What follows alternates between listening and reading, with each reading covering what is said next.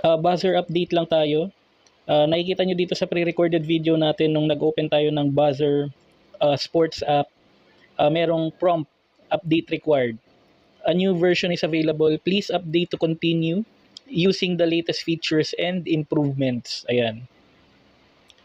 So, ito yung date and time ng recording. So, sabi dito, new version of Buzzer is ready. So, syempre, click lang yung update now. Mariredirect sa Google Play Store. Click yung update. Hintayin matapos.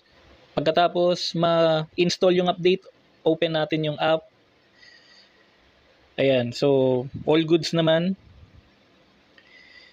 Although makikita nyo dito guys, more than a month na akong naghihintay. Wala pa rin, hindi pa fully verified yung Buzzer Sports app natin.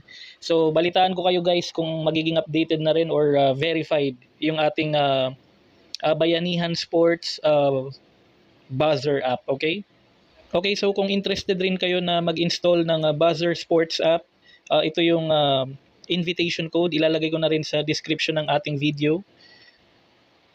And pwede nyo rin ako i-add Bayanihan Sports, okay, sa Buzzer app. Now, disclaimer statement for our crypto Bayanihan Web3 wallets.